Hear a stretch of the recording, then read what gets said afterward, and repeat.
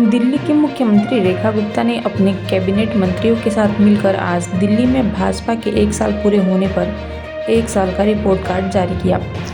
इस दौरान मुख्यमंत्री ने क्या कुछ कहा, सुनिए। आज सरकार को 1 साल पूरा हुआ है। 20 फरवरी 2025 शायद इसी समय हम लोग इस सचिवालय में पहुंचे थे और शपथ ग्रहण के बाद सचिवालय में आकर के हमने अपना कार्यभार संभाला। पहले ही दिन पहली कैबिनेट की मीटिंग हमने की थी और इसीलिए मुझे लगा कि अपनी रिपोर्ट कार्ड देने के लिए इससे बेहतर जगह नहीं हो सकती जहां 1 साल पहले हमने अपना कार्यभार संभाला। और मैं ये कहना चाहती हूं कि आज की ये रिपोर्ट कार्ड हमारे 1 वर्ष के परिश्रम और परिवर्तन के तथ्य हैं, केवल रिपोर्ट कार्ड नहीं है। ये सरकार जो वायदों की सरकार नहीं, परिणाम की सरकार है। यह सरकार जो घोषणाओं की नहीं, काम करने वाली सरकार है। और 1 वर्ष में दिल्ली को हमने ठहराव से गति की ओर लेके जाने की कोशिश की, बहानों से समाधान की ओर लेके जाने की कोशिश की और विज्ञापन से विकास की ओर हमने ले जाने की कोशिश की। हर एक कदम जो हमने आगे बढ़ाया उसमें सरकार को कागज कम काम ज्यादा, इस पैटर्न पे हमने अपनी सरकार को कार्यरत किया।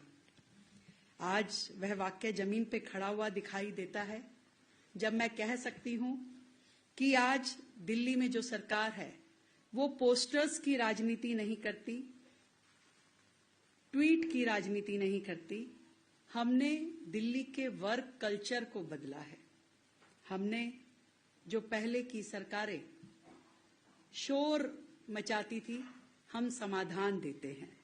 जो पहले टाल मटोल करते थे, हम टाइमलाइन देकर के काम करते हैं। जो पहले केवल आरोप प्रत्यारोप लगाते थे, हम अपना उत्तरदायित्व निभाते हैं। और मार्गदर्शन है भारतीय जनता पार्टी की राष्ट्रवादी विचारधारा का और हमारे प्रधानमंत्री आदरणीय श्री नरेंद्र मोदी जी के मूल मंत्र सबका साथ, सबका विकास और सबका प्रयास। इस मंत्र के साथ हम मैं की नहीं, हम की राजनीति कर रहे हैं। आज 1 साल पूरा होने पे मैं ये दिल्ली वासियों को विश्वास के साथ कह सकती हूं कि दिल्ली में एक सकारात्मक परिवर्तन लाने के लिए हमने हर सेक्टर में काम किया। और विशेष रूप से यदि जब मैं आप सबके बीच में अपनी रिपोर्ट कार्ड पेश कर रही हूं तो प्रमुख बिंदुओं पे मैं चर्चा करूंगी और उसके बाद में ये किताब आप सब तक पहुंचेगी जिसमें हमने अपनी पूरी विस्तृत रिपोर्ट दी है। यदि सर्वप्रथम कहना चाहूंगी, क्योंकि भारतीय जनता पार्टी आदरणीय दीनदयाल उपाध्याय जी के अंत्योदय के विजन के साथ काम करती है। हमारी सरकार ने गरीब कल्याण के लिए अनेकों योजनाओं पे काम शुरू किया। ये 365 के 365 दिन हमने कोशिश की कि रोजाना दिल्ली 1 कदम आगे बढ़े वेलफेयर की दृष्टि से। कि जो पहला दिन था सरकार, पहले ही दिन पिछली 20 फरवरी को हमने अपनी पहली कैबिनेट में जिस निर्णय को हमने लिया वो था आयुष्मान योजना, 10 लाख का हेल्थ कवर। और इस 1 साल में उस हेल्थ कवर के लिए हमारे पास 7 लाख लोग रजिस्टर हुए और आज 30,000 से ज्यादा लोगों ने इस योजना के माध्यम से, आयुष्मान और वय वंदन योजना के माध्यम से हेल्थ का लाभ लिया। इस बात की मुझे खुशी है।